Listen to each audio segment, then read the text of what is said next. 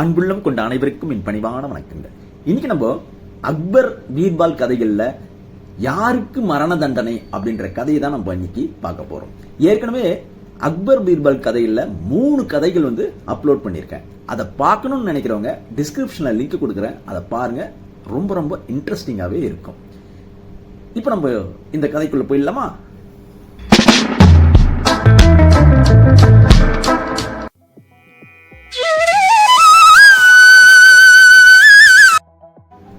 அன்றும் வழக்கம் போல் தர்பார் கூடியிருக்க அக்பர் சிம்மாசனத்தில் அமர்ந்திருக்கையில் அவருடைய பணியால் ஒருவன் ஒரு கூண்டு கிளியை அங்கு கொண்டு வந்து வைத்தான். கூண்டுக்குள்ளிருந்த பச்சை கிளி சிறகுகளை அடித்துக் கொண்டு கீ கீ என்று கத்தியது. அந்த கிளியை அன்புடன் பார்த்து கொண்டு இருந்த அக்பர் பின்னர் சபையோர் பக்கம் திரும்பி, என்னுடைய நெருங்கிய நண்பன் இந்த கிளியை எனக்கு பரிசாக அளித்திருக்கிறான். இந்த கிளி அழகாக இருக்கிறதல்லவா என்று கேட்டார். ஆம் பிரபு, நானும் எத்தனையோ கிளிகளை பார்த்திருக்கிறேன். ஆனால் உங்களுடைய கிளியை போன்ற அழகான கிளியை இதுவரை நான் பார்த்ததே இல்லை என்றார் தர்பாரில் இருந்த அக்பரின் அதிகாரிகளில் ஒருவரான ஃபயாஸ் கான். உடனே அவர் பக்கம் பார்வையை திருப்பிய அக்பர், உனக்கு கிளிகளை பற்றி தெரியுமா? எப்போதாவது கிளி வளர்த்தது உண்டா என்று கேட்டார். இன்று வரை நான் 15க்கும் மேற்பட்ட கிளிகளை வீட்டில் வளர்த்து இருக்கிறேன். ஆனால் அவற்றை விட உங்களுடைய கிளி மிகவும் அழகாக இருக்கிறது என்றான் ஃபயாஸ் கான். இவ்வாறு சொல்லி அக்பரின் மனதை குளிர செய்ய முயன்றான். மிகவும் நல்லதா போயிற்று. உன்னை மாதிரி கிளி வளர்ப்பதில் அனுபவம் உள்ள ஒருவனைத்தான் நான் தேடிக்கொண்டிருந்தேன். இதை வளர்க்கும் பொறுப்பை உன்னிடம் தர விரும்புகிறேன். இதை நீ உன் வீட்டுக்கு எடுத்துச் செல். ஆனால் ஒன்றை நினைவில் வைத்துக்கொள், இந்த கிளி இறந்து விட்டதாக எவன் செய்தி சொல்கிறானோ அவனுக்கு மரண தண்டனை விதிப்பேன் என்று சொல்லி கிளி கூண்டை அவன் கையில் தந்தார். அதை கேட்டு ஃபயாஸ் கானுக்கு தூக்கி வாரி போட்டது. அவன் மனதிற்குள் தன்னை திட்டிக்கொண்டே, பிரபு, என்னிடம் ஒப்படைத்துள்ள பொறுப்பை நான் மனமுந்து ஏற்கிறேன் என்று மிகவும் மகிழ்ச்சியுற்றவன் போல் அவரை வணங்கி எழுந்தான். பின்னர் அவன் கிளி கூண்டை வீட்டுக்கு எடுத்துச் சென்றான். ஏற்கனவே சிடுசிடு என்றிருந்த அவன் மனைவி கிளி கூண்டை பார்த்ததும், இது ஏது? எதற்காக இது போய் வீட்டுக்கு எடுத்து வந்தாய் என்றாள்.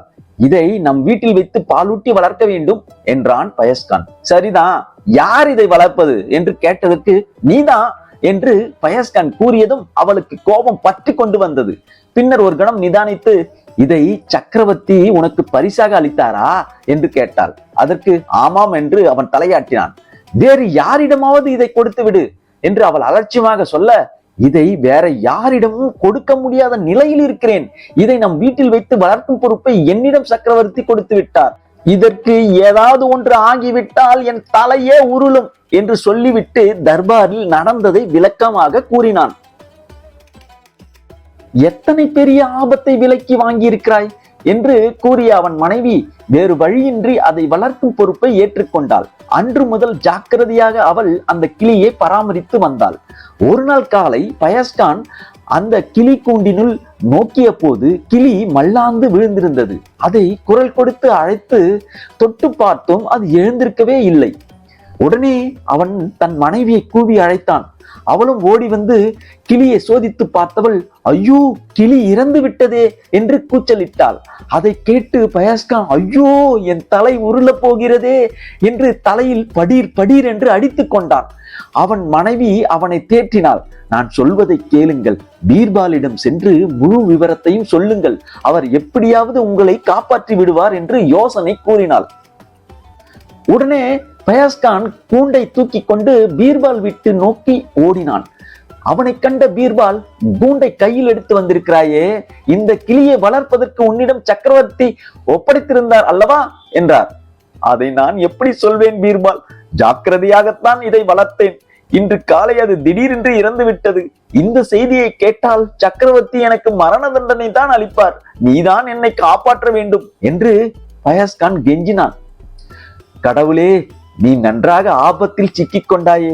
சரி, எனக்கு ஒரு நல்ல யோசனை தோன்றிவிட்டது. நீ வா, என்னுடன் சக்கரவர்த்தியை சந்திப்போம் என்று கூறிய பீர்பால் முன்னே செல்ல, பின்னால் ஃபயாஸ் கான் நடுங்கிக் கொண்டே கூண்டை சுமந்து கொண்டு நடந்தான். அக்பர் தர்பாருக்கு வரும் முன்னரே இருவரும் அங்கு வந்துவிட்டனர்.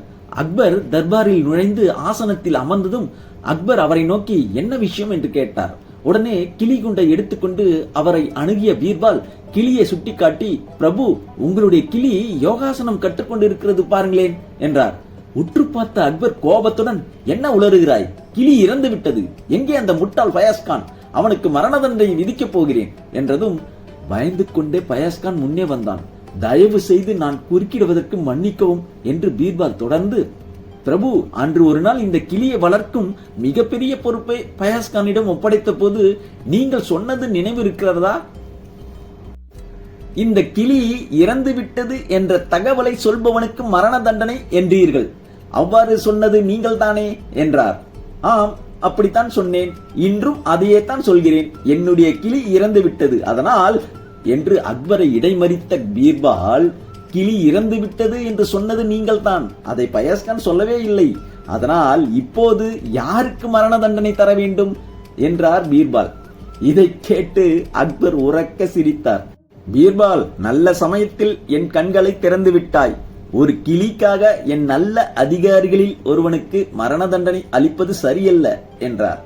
ஃபயாஸ்கானுக்கு போன உயிர் திரும்பி வர பீர்பாலுக்கு நன்றி கூறினான். சூப்பரா இருந்ததுல இந்த கதை. இந்த வீடியோ பதிவு உங்களுக்கு பிடிச்சிருந்ததுன்னா லைக் பண்ணுங்க, சப்ஸ்கிரைப் பண்ணுங்க, உங்க ஃப்ரெண்ட்ஸ் ஃபேமிலிக்கெல்லாம் ஷேர் பண்ணுங்க, கூடவே பெல் நோட்டிபிகேஷனும் தட்டி விடுங்க. அப்பதான் நான் அடுத்தடுத்து போடுற வீடியோ உங்களுக்கு வந்து சேரும். நன்றி, வணக்கம்.